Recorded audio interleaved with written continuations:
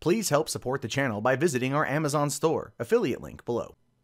Hey, what's going on, everyone? My name is Matt Jarbo. This is the Mundane Matt channel, and I believe in true equality, that everyone out there should have access to the same education, the same tools for advancement, everything like that. We should all have access to the same ways of getting ahead if we want. And then, of course, what we make of that is our own destiny. We can choose to excel or choose not to excel, but we cannot blame anybody else for our own shortcomings and our own laziness, essentially, is how I view equality. I think that's a future we all could agree in.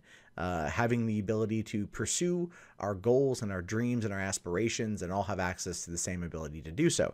I don't think it will ever happen, but man, it would be really nice. But then some people have to come along, in my opinion, and just, they make it all, I think, more about themselves when it comes to making the push for equality. And I'm referring to Jesse Jackson here and people like him and Reverend Al Sharpton, which I don't think actually benefit anyone. They just kind of pick targets and go after them in hopes of, I don't know, maybe furthering their public profile or lining their pockets in one way or another. I don't quite know if that's in public speaking fees or whatever, but this is my big problem when it comes to activists, especially over something with Jesse Jackson and calling for a boycott of BMW because of lack of diversity. I'm not even making this up. This is a realistic thing. Sorry for the article not having more of a proper look to it, but the source was extremely convoluted, and this is a more streamlined way of looking at the source material. It says here, Reverend Jesse Jackson called for the expansion of a boycott of BMW after a meeting with the company's officials did not resolve his concerns. Now, what exactly could Jesse Jackson have a problem with BMW for? It's a German car manufacturer, right? They're a luxury car. Everyone I know who's ever owned a BMW is a straight up asshole. So I don't know what he could Oh, right. No, I get it. I get it.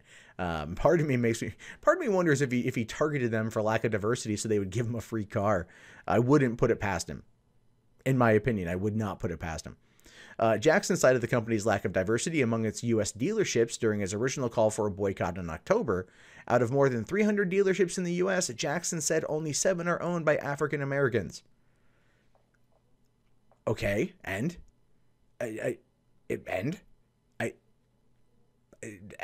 I'm one more time. And what does any of that have to do with the price of tea in China? Literally, what is it like? Are you going to sit there and like complain that not enough, I don't know, Koreans own 7-Elevens or something? I don't know. Like, what would even be an apt comparison there? These are franchise ownership. These are franchise dealers.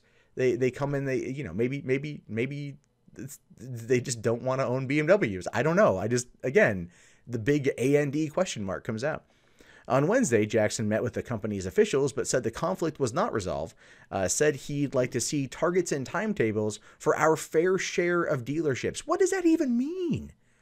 How can you have a fair share of dealerships? What would that be? You figure 300 dealerships in the United States. African Americans currently make up 13%. So what's 13 times 3 is 39. So you want 39 dealerships. Currently there are 7. So you want an additional 32 dealerships owned inside the United States, which would then put it at a fair comparison for the base population, give or take 1 or 2 dealerships just for a margin of error. Is that what I'm getting out of this? Does that not sound ridiculous to everybody else out there? How can you sit there and say you want a fair share of dealerships in a franchise? I don't get that. I really honestly don't get that. This is like the lamest boycott I've ever heard of. Okay, Boycott Keurig is going on Twitter right now. That is more of an appealing boycott. That has more of a backing than we don't have a fair share of dealerships in this country. Has it ever occurred to you that maybe African Americans who buy car dealerships don't want to sell BMWs?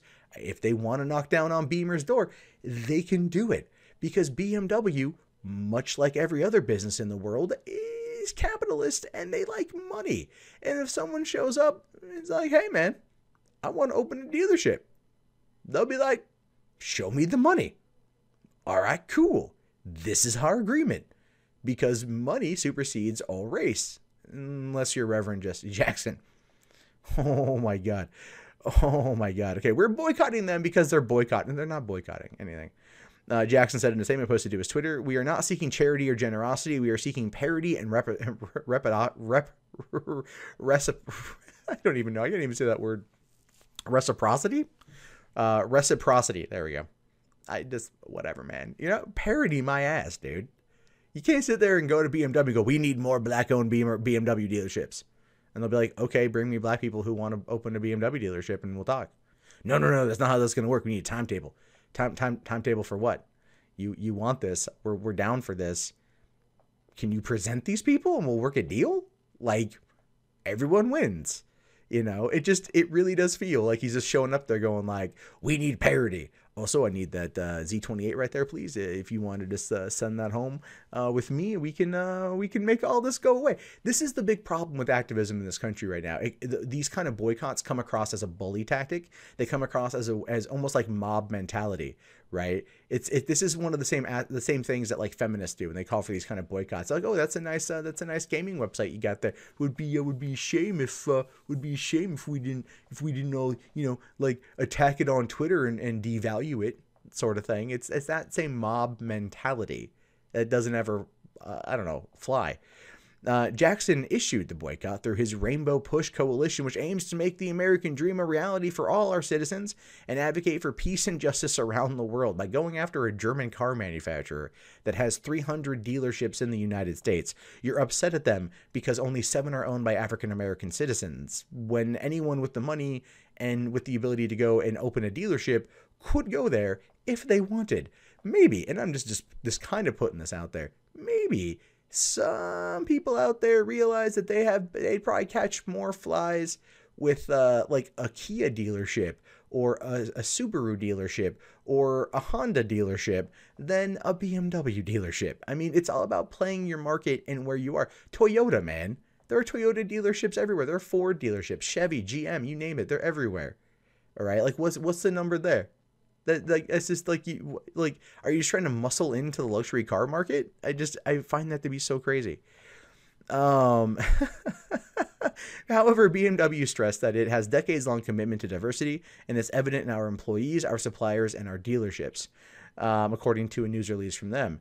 BMW of North America launched an investigation earlier this year after an employee of 10 years filed a racism and sexism complaint with the Equal Opportunity Commission. According to Automotive News, BMW also agreed to pay $1.6 million to settle a federal race discrimination lawsuit in 2015. So so what does that tell you right there?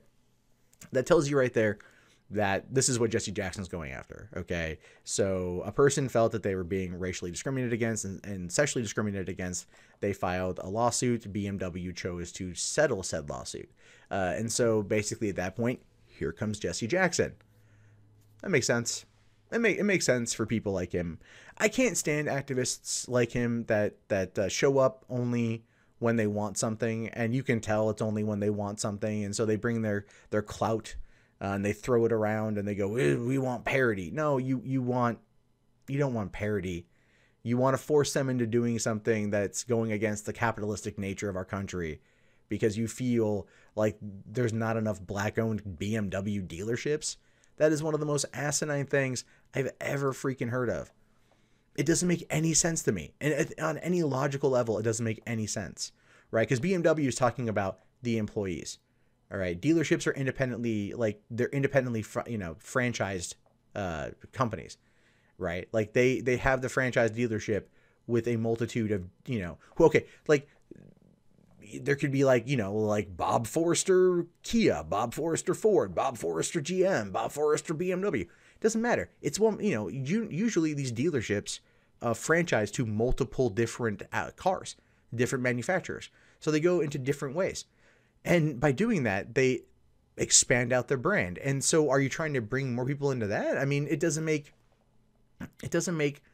a lick of sense to me as not only a consumer, but just a rational human being. If you can lead a horse to water, you can't make him drink. which is essentially what Jesse Jackson here is trying to do. He's trying to force BMW to drag horses to water and then dunk their head in until they have no choice but to start slurping it down. And that is why something like this is probably in the running for one of the stupidest things of 2017. And this has been a year full of absolute empirical stupidity. And this one absolutely, absolutely takes the cake, in my opinion. It's so dumb. Hey guys, that wraps up this video. If you'd like to leave a comment, please do so below. I love to read your guys' input. Be sure to hit that thumbs up button. It really does help me in the YouTube algorithm. If you want to support the channel, there's the Amazon affiliate store, there's PayPal, there's Patreon, there's Bitcoin. And if you're bored and you want something else to watch, check out 3 Buck Theater up here. My name is Matt Jarbo. I will talk to you guys later. Have yourself a wonderful day. Peace out.